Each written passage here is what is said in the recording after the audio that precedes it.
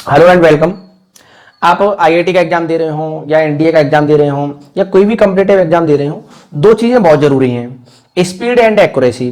Accuracy और speed ये दोनों प्रैक्टिस से आती हैं, लेकिन प्रैक्टिस के साथ जरूरी है कुछ ट्रिक्स और कुछ मैथमेटिकल टूल्स जो कि आपसे आने चाहिए।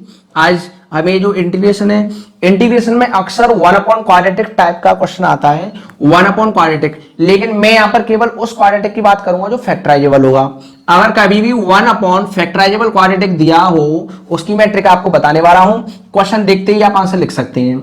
और हमारी जो ट्रिक्स की सीरीज है उसमें ट्रिक्स कैसे बनी, कैसे काम करती है, उसको भी हम बताते हैं। तो मैं पहले इन डिटेल उसको पूरा सॉल्व करके बताऊंगा ट्रिक कैसे बनी, फिर मैं इन्हें सेकंडों में सॉल्व करके आपको बताऊंगा। ठीक है, तो देखिएगा इधर ये क्या है, one upon factorisable quadratic. One upon ऐसा क्वाड्रेटिक एक्सप्रेशन जिसके फैक्टर किए जा सकते हो, मैं केवल उसकी बात करूंगा। जिसके फैक्टर नहीं हो पाएंगे उसकी मैं अलग ट्रिक दूंगा आपको। देखिएगा, अगर कभी भी आपको वन अपॉन क्वाड्रेटिक फैक्टराइजेबल मिले तब क्या लॉजिक है, देखें इधर इस तरह से आपको इंटीग्रेशन दे दिया जाए one upon A X plus V और ये दे दिया C X plus D D x.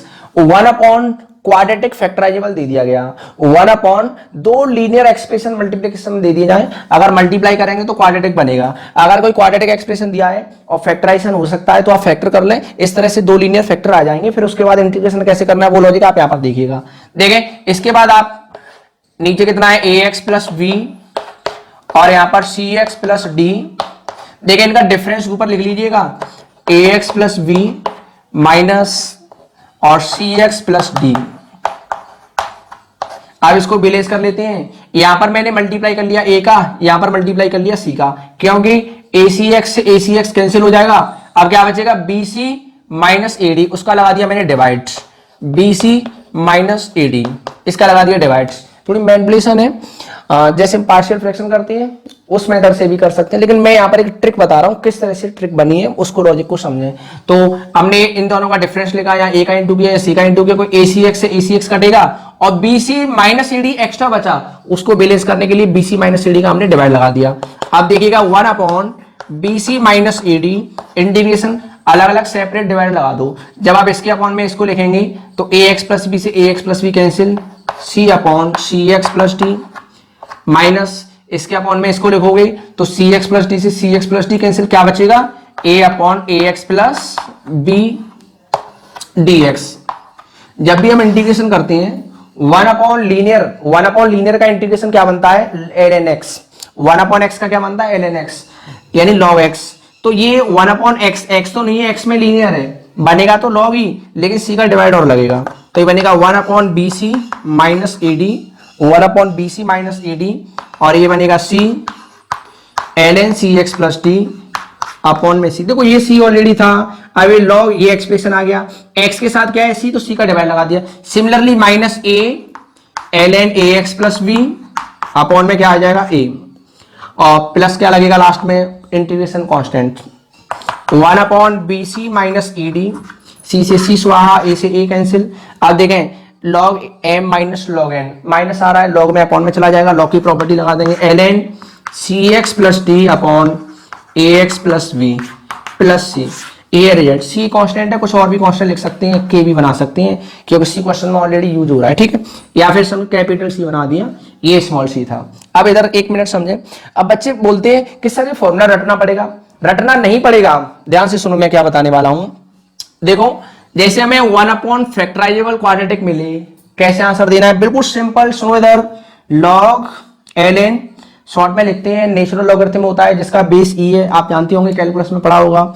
L N कोई सा भी इन दोनों में से कोई सा भी टर्म ऊपर लिख दीजिए, अपना मन चाहा पसंदीदा कोई सा भी लीनियर फैक्टर आप न्यूमरेटर में लिखें, और फिर जो दूसरा बचा है दूसरे फैक्टर को अपॉन में लिखें, और यहां पर वन अपॉन कैसे डिटरमिनेंट की तरह, अगर x को रिमूव कर दूं तो क्या बनेगा, बी सी माइनस, डिटरमिनेंट में माइनस लगाते हैं, और a into D A D, 2/2 का डिटरमिनेंट।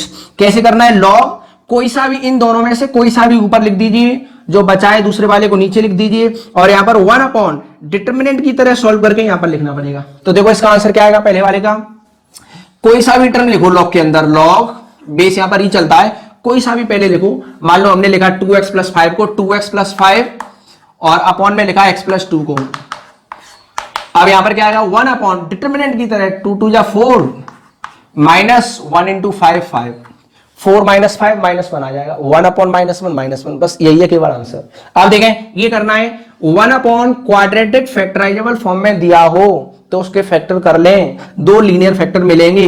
अब क्या करना है लॉग कोई इन दोनों में से किसी को भी ऊपर लिख दो। मान लो मैंने x माइनस 1 को ऊपर लिखा x माइनस 1 अपॉन नीचे क्या आएगा 3x प्लस 7। अब 1 अपॉन क्या आएगा x को रिमूव कर दो, x को हटा दो थोड़ी देर के लिए। अब डिटरमिनेंट की तरह सॉल्व करिए। 2/2 का डिटरमिनेंट कैसे सॉल्व करते हैं 1 into 7 7 minus 3 into minus 1 minus 3 तो प्लस बन जाएगा।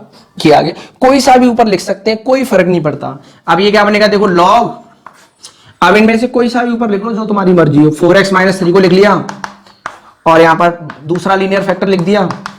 अब 1 अपॉन अब x को रिमूव कर दो 4 इंटू माइनस 1 माइनस 4 माइनस 2 3 जा 6 माइनस का 6 तो प्लस बन जाएगा। बिल्कुल सिंपल, ऊपर नीचे इंटरचेंज करने से कोई फर्क नहीं पड़ता। आप कहेंगे ऐसा कैसे हो सकता है, ये लॉगरिथम की प्रॉपर्टी आपने पहले सीखी होगी। मान लो कहीं पर ये लिखा है log a अपॉन b तो इसको हमने लिखेंगे log b अपॉन a तो आगे माइनस आ जाता है, क्योंकि जैसे हम रिवर्स करेंगे पावर में -1 बनेगा और -1 आगे आ जाता है। अगर मैं इसको ऊपर लिखता और इसको नीचे लिखता तो यहाँ +10 नहीं फिर माइनस का 10 बनता, अपने आप चेंज हो जाता ना। ये अगर ऊपर आएगा तो इसका मल्टीप्लाई पहले ये टर्म इधर मिलता, दूसरा टर्म चेंज हो जाता। ऐसे ही अगर मैं इसको ऊपर लिखता इसको नीचे लिखता तो ये कितना है -1 तो प्लस का 1 बन जाता। आंसर बिल्कुल सेम रहता है, कोई फर्क नहीं पड़ता है। एक बार दोबारा से समझे, अगर 1 अपॉन क्वाड्रेटिक दिया है फैक्टराइजेबल फॉर्म में तो पहले आप उसके फैक्टर कर लीजिए, फैक्टर किए, फिर हमने यहां से क्या लॉजिक लगाया, इन दोनों का डिफरेंस लिखा, इसमें सी का इंटू किया, यहाँ ए का। थोड़ी सी मैनिपुलेशन है वो हम इंटीग्रेशन में तो लॉन्ग मेथडों से सॉल्व करते हैं, वो ट्रिक हमने ड्राइव की है किस तरह से है। तो ACX से ACX कैंसिल होगा, क्या बचेगा BC माइनस AD। तो BC माइनस AD का डिवाइड लगा के किया हमने इसको बैलेंस। अब इसको separate and integrate, Sai Baba का नाम लिया, सेपरेट एंड इंटीग्रेट SAI। अब देखिएगा इससे ये कैंसिल तो C upon CX plus D, इससे ये कैंसिल तो A upon AX plus B। अब 1 अपॉन लीनियर का इंटीग्रेशन ln लीनियर, तो ln लीनियर x के साथ c है तो c का डिवाइड, x के साथ a है तो a का डिवाइड। लॉग की प्रॉपर्टी लगाई, डिफरेंस था तो अपॉन में आ गया। ठीक है, अब कैसे काम हो रहा है वो आपको समझना है। यहाँ पर ax प्लस b लिखा है। यहाँ पर देखो लॉग कोई सा भी टर्म ऊपर लिख दो, मैंने मान लो cx प्लस d को लिख दिया, कोई सा भी नीचे लिख दो। अब क्या करना है डिटर्मिनेंट वैल्यू की तरह देखो 1 अपॉन BC लिखा माइनस AD यहां पर आ जाएगा, बस इतनी सी ये ट्रिक।